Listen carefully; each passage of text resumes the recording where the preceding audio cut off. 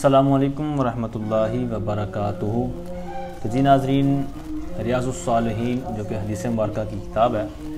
تو آج کا جو ہمارا سبق ہوگا تو اس میں ہم 3 باب پڑھیں گے، کیونکہ شارٹ ہیں اس لیے آج ہم 3 پڑھیں گے۔ تو باب استحباب طیب الکلام و طلاقۃ الوجہ عند اللقاء۔ طیب الکلام کہتے ہیں عمدہ کلام، عمدہ کلام کے مستحب ہونے، اسی طرح آگے طلاقۃ الوجہ یعنی خندہ پیشانی، ٹھیک ہے،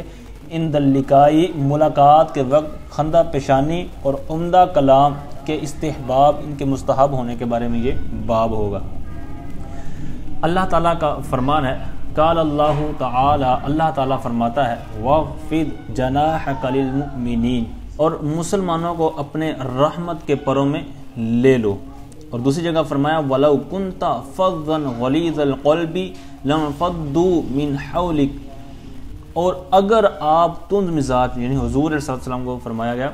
کہ اگر آپ تند مزاج سخت دل ہوتے تو وہ ضرور تمہارے گرد سے پریشان ہو جاتے،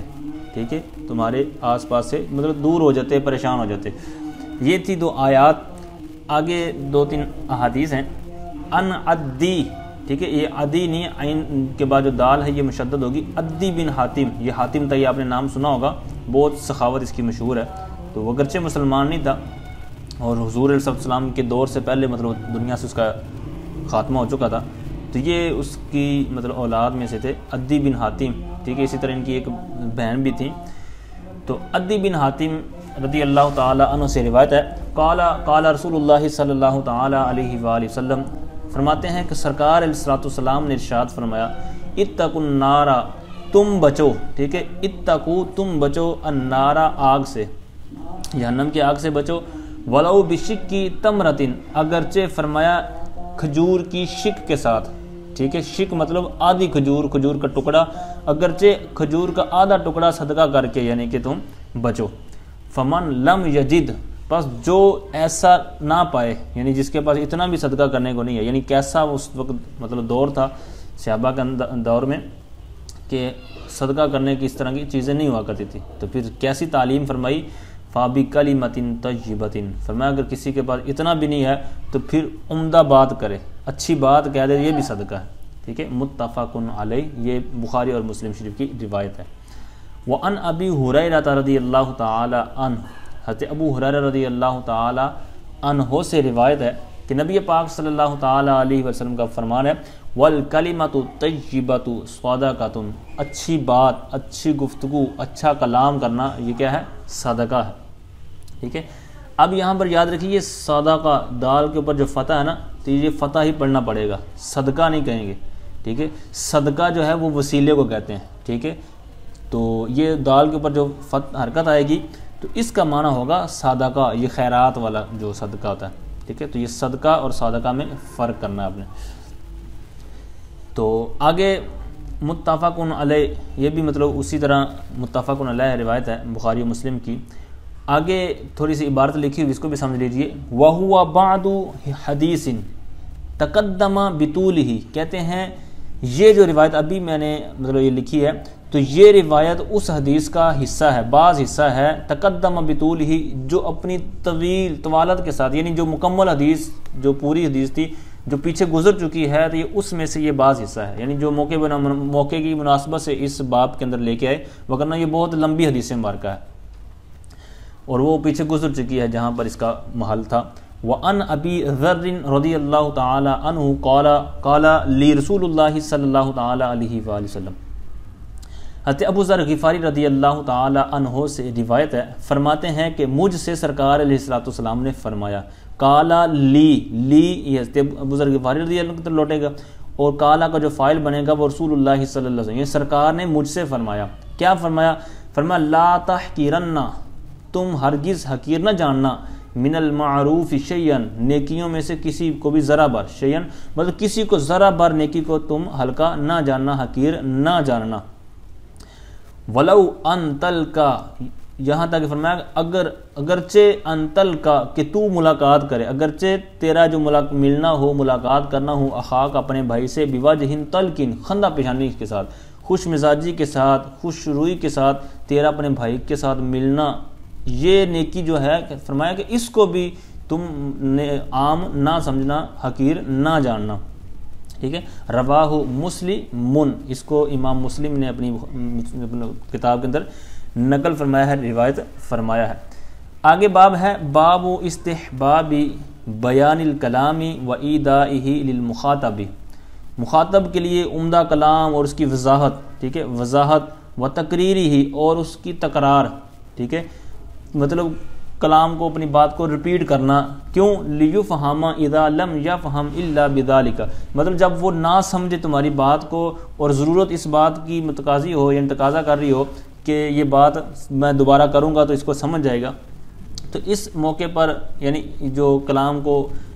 تکرار میں لانا، دوبارہ کرنا، ٹھیک ہے، واضح کرنا، تو اس کے متعلق اس کے مستحب ہونے کے بارے میں یہ باب ہوگا۔ تو اس میں بھی دو روایتیں ہیں۔ ان انس رضی اللہ تعالی عنہ ان النبی صلی اللہ تعالی علیہ وآلہ وسلم، حضرت انس رضی اللہ تعالی عنہ سے روایت ہے کہ نبی پاک صلی اللہ تعالی علیہ وآلہ وسلم کان اذا تکلم بکلمۃ، حضور علیہ السلام جب کوئی بات ارشاد فرماتے، کوئی جملہ ادا فرماتے، تو اعادہا، تو اس کا اعادہ کرتے یعنی دہراتے، ثلاثاً، 3 مرتبہ، ٹھیک ہے، یعنی ثلاث مرات، یعنی آخر میں مطلب یہ تھوڑی عبارت محذوف تھی،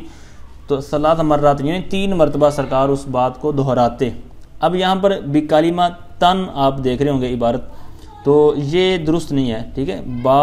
کی وجہ سے یہاں پر مجرور ہوگا، بکلمہ تن آئے گا، یہ غلطی ہے تھوڑی سی اعراب میں۔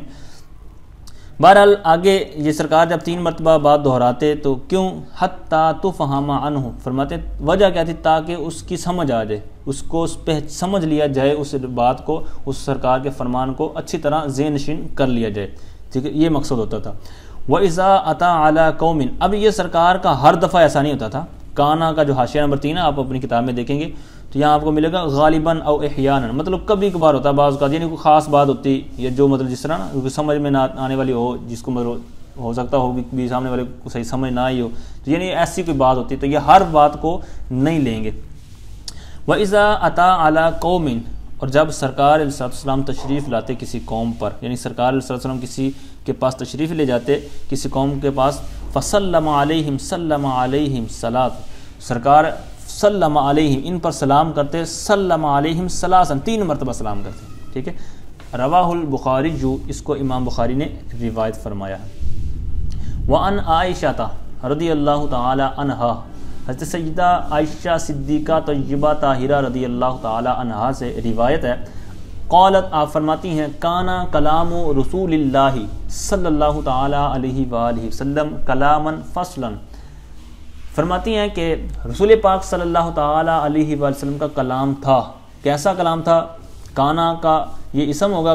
کلام رسول اللہ، ٹھیک ہے، یہ سارا، اور آگے کلامن اس کی خبر، ٹھیک ہے، کلامن فصلاً یہ موصوف ہے، اس کی خبر ہو جائے گی۔ سرکار کا کلام تھا، کیسا تھا؟ کلامن فصلاً، واضح کلام ہوتا تھا۔ فصلاً یہاں پر بینا ظاہرا کے معنی میں ہے، یعنی واضح کلام سرکار کا ہوتا۔ یفہمہ، اس کلام کو سمجھتا، کلو من یسمعہ، ہر وہ جو سنتا، یعنی ہر ایک کی سمجھ میں آ جاتا، اور وہ جو سننے والا ہوتا اس کو صحیح طور پر سمجھ لیتا، پہچان لیتا، جو بھی اس کا مفہوم ہوتا تو وہ پہچان لیتا، سمجھ لیتا، ٹھیک ہے۔ یفہمہ فعل اور کلو اس کا فاعل بنے گا، ہر ایک سمجھ لیتا، ٹھیک ہے۔ رواہ ابو داود، تو امام ابو داود یہ بھی مطلب سیاستہ میں سے کتاب ہے، تو انہوں نے اس کو روایت کیا ہے۔ آگے باب ہے باب اصغاء الجلیس لحدیث جلیسہ الذی لیس بحرام، فرماتے ہیں اصغاء کہتے ہیں توجہ سے سننا، کان لگا کر سننا، تو ہم نشین کی بات، جلیس کہتے ہیں ہم نشین، ٹھیک ہے، دوست، تو ہم نشین ہم اپنے دوست کی بات کو توجہ سے سننا، کون سی بات؟ لیس بحرام، یعنی ایسی بات جو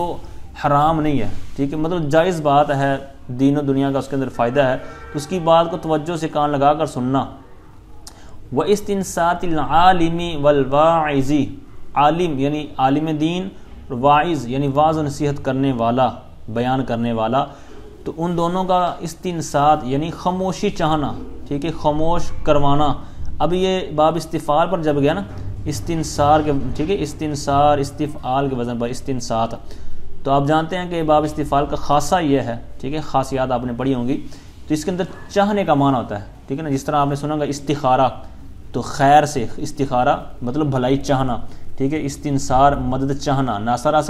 ناصرہ تھا پھر سے استنصار جب تو مدد چاہنا، تو اسی طرح یہاں نون صاد تا جو اس کا مادہ تھا، تو جب اس کا معنی پھر باب استفعال پر آیا تو خاموشی چاہنا، ٹھیک ہے، تو عالم اور واعظ کا خاموشی چاہنا کس سے؟ حاضری مجلس ہی، یعنی اس کے جو بیان سننے والے ہیں جو مجلس میں حاضر ہیں، تو ان میں سے کوئی اگر بول رہا ہو تو اس کا خاموش، امام صاحب کا یا عالم دین کا واعظ کا خاموش کروانا، تو اس بارے میں یہ باب ہوگا۔ اس کے اندر بھی ایک حدیث مبارکہ ہے، ان جریر بن عبد اللہ رضی اللہ تعالی عنہ قال لی رسول اللہ صلی اللہ تعالی علیہ وآلہ وسلم فی حجۃ الوداع۔ حضرت جریر بن عبداللہ رضی اللہ تعالیٰ عنہ سے روایت ہے، فرماتے ہیں کہ مجھ سے سرکار علیہ السلام نے ارشاد فرمایا، کب؟ فی حجۃ الوداع، حجۃ الوداع کے موقع پر، یعنی جب سرکار علیہ السلام نے آخری اپنا حج ادا فرمایا تو اس موقع پر سرکار نے مجھ سے فرمایا، کیا فرمایا؟ استنصت، ٹھیک ہے، استنصر کے وزن پر، ٹھیک ہے، استفعل، استنصر، تو یہ امر تھا، تو آگے اب چونکہ یہ ساکن تھا آخر، تو اب آگے جملہ ملانا بھی تھا فعل کو، تو اس لیے اذا حرک بالکسر، یعنی جب ساکن کو آگے حرکت دینی ہو تو کسرہ دی جاتی ہے، ٹھیک ہے، تو یہاں پر استنصتل جو آپ دیکھ رہے ہیں نا تا پر نیچے کسرہ، تو یہ اس وجہ سے ہے، وگرنہ یہ کیا تھا؟ استنصت تھا، استنصر کے وزن پر۔ تو فرمایا استنصت الناس، تم خاموش کرواؤ، یعنی خاموشی چاہو لوگوں سے، تو لوگوں کو تم خاموش کرواؤ۔ ثم قال، پھر فرمایا لا ترجعوا بعدی کفارا، تم نہ ہو جانا۔ اب یہاں پر لا ترجعوا، یہ حاشیے میں نے جو دیکھا ہے آپ کو ملے گا لا تسیروا، ٹھیک ہے، سارا یسیرو جو ہوتا ہے نا، تو یہ لا ترجعوا لا تسیروا کے معنی میں، یعنی تم نہ ہو جانا بعدی میرے بعد، تو اب سارا یسیرو یہ آپ جانتے ہیں کہ فعل ناقصہ میں سے، تو اس لیے اس کی پھر اسم ہوتا ہے، خبر ہوتی ہے، تو اب کفارا یہ اس کی خبر بنے گی، ٹھیک ہے، تو لا تسیروا، تم نہ ہو جانا میرے بعد کفارن، کفار نہ ہو جانا، کافر نہ ہو جانا، یضربوا بعضکم رکاب بعض، کہ تم آپس میں بعض کی گردنیں مارتے پھرو، ٹھیک ہے، تو ایسا نہ ہو جانا۔ تو متفق علیہ، یہ بھی حدیث مبارکہ متفق علیہ یعنی بخاری اور مسلم شریف کے اندر موجود ہے۔ تو جی ناظرین، یہ تھا آج کا ہمارا شارٹ سبق 3، ہم نے آج الحمدللہ ابواب پڑھے ہیں۔ اللہ تعالیٰ سے دعا ہے کہ جو کچھ ہم نے یہاں سے سیکھا ہے تو ان پر عمل کرنے کی توفیق عنایت فرمائے، آمین بجاہ النبی الامین صلی اللہ تعالیٰ علیہ وآلہ وسلم۔